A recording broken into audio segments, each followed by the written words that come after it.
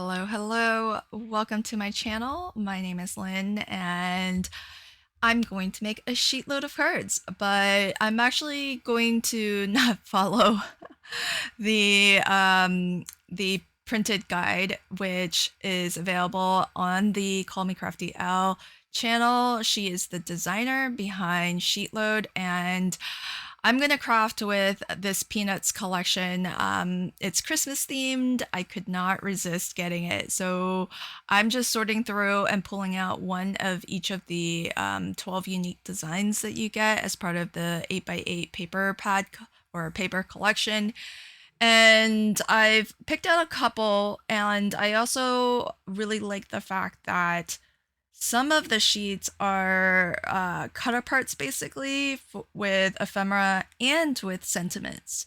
So if you didn't get the stamp set, if you didn't get the ephemera pack, if you didn't get anything else, and all you got was the papers, you could still make nice cards, and that's all I'm going to use. I'm not going to even break into the stamp set yet, and or even the ephemera packs, because there were two ephemera packs that came with the bundle. I am just going to craft with the two sheets of pattern paper that I chose as my two papers that are part of the design. And then there was one sheet of the ephemera cut aparts and sentiments. And I don't even think I used the full sheets. I think with the sentiments, I just used half a sheet. So this paper pad goes quite a long ways. Now, something I'm hoping somebody can help me out with is, okay, so the sheet that has the ephemera pieces, I ended up having to fussy cut all of that out. And what's really sad is that, do you see the rectangle pieces where it's the Charlie Brown characters holding like a Christmas carol or songbook, and they're singing? Um, those were really cute and had a postage stamp border around them, but I can't fussy cut a postage stamp border. So I ended up having to cut off all of that detail and just made it a plain rectangle. And so what I'm wondering is, if you're watching, do you know if there is a way with your brother Scan and Cut to be able to cut images like these cut aparts that are printed onto a patterned background? So for example, if normally when I see pattern papers that have a design that has cut aparts, it has white space all the way around. It's basically white paper, and then they print the ephemera or the cut apart on top of it. And so then when the brother Scan and Cut scans it in, they it reads the white space as not the thing that you want to cut, and wherever your printed image is, that's the thing that it's going to try to cut out for you. Well, the way that these pages have been printed is that these ephemera pieces, basically just imagine that they were all placed on top of a piece of pattern paper. So instead of having like a white background in the negative space, it had a printed full color background with a pattern.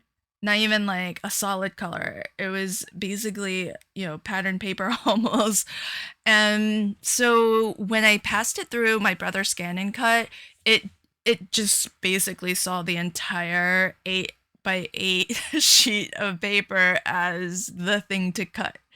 It didn't recognize each individual image, because each of the images does have a white border around it, but the whole pattern paper was basically color, and the only white is essentially the little bit of white that is part of the ephemera and the border around the ephemera images.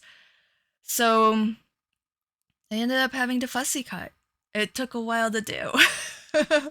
And I'm wondering, I have another sheet because there's two sheets of each design. So if you know a way to get your brother scan and cut to recognize, I guess, die cut or, cut apart images that are printed onto a pattern background, let me know because I scanned it in black and white. Because you know how you can scan it in either black and white or the color mode. I tried both, neither of them worked. And so rather than struggle with that, I just figured I'll fussy cut it and ask you all. So if anybody knows, could you leave a comment in at the bottom of this video? Because I would really love to save myself the fussy cutting time when I go to use that second sheet. And actually, it's more than just the two sheets because there's another pattern paper that also has some really nice cut aparts, and it too is printed onto a patterned, like a full color patterned background. So that was my struggle with this. Otherwise, I think the collection is really, really beautiful. And for my sheet load of cards, I'm actually not doing it exactly as shown. Surprise, surprise. But I decided to upscale everything to a 5x7. And the reason for that is because I was looking at the pattern papers and thinking about which ones I wanted to use, because there's basically two that are kind of your main pattern that make up your main pattern here. And all of the patterns, well, I wouldn't say all, but a lot of the ones that actually have the Charlie Brown images, they actually, the scale of them or the spacing of them was such that if I had used them for an A2 size card, I feel like it wouldn't have really showcased the patterns and the characters very well. So for example, this red pattern paper with Snoopy and the Christmas tree, if that was cut to a height of 3/4 of an inch or 1 inch, you wouldn't get like a full Christmas tree or a full Snoopy. So I that's why I decided to scale the card up to 5x7. And so what I've done is my blue background in the solid color cardstock is cut to 4 inches wide by 6.5 tall. And then each of my pattern papers strip is 1.25 inch tall by 3.75 of an inch wide. And I don't know how much of a gap that's leaving in the middle, but it does leave a gap in the middle. And then I'm going to just use the cut aparts that I fussy cut all by myself. And as well, there was another sheet of pattern paper that also had some sentiments, and so I cut out those sentiments as well. So it's really fabulous. You don't even really need anything outside of the pattern paper pack to make some really fun cards. Now, with Sheetload, if you've never heard of it before, Sheetload is designed by Call Me Crafty Owl here on YouTube, and she puts out a new Sheetload of cards on the first of every month. If you pop on over to her channel, it's usually the pinned video at the very top.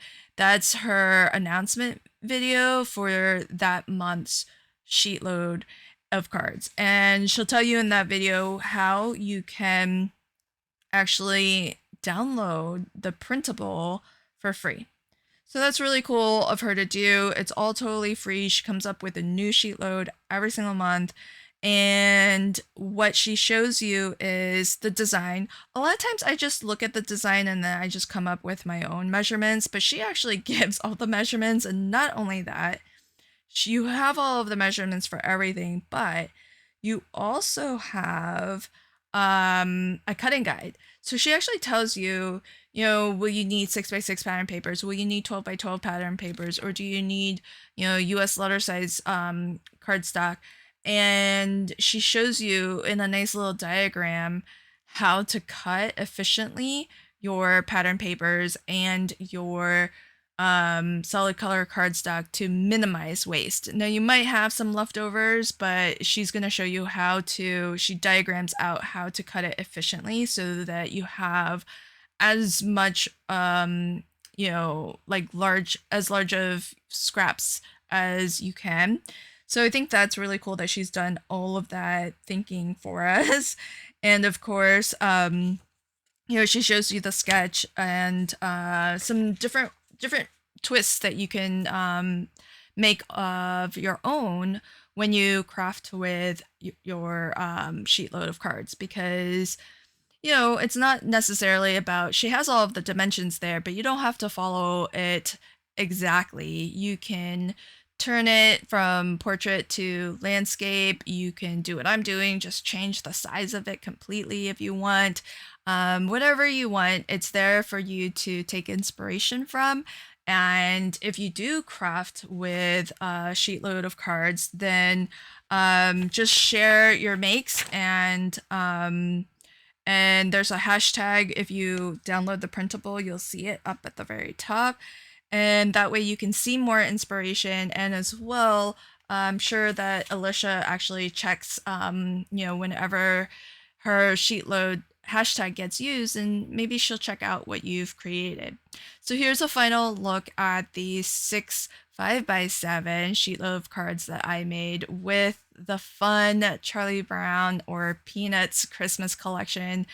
I think at the time that I'm recording this, the full bundle is sold out at Craft Stash. I'm not sure what is left from the collection.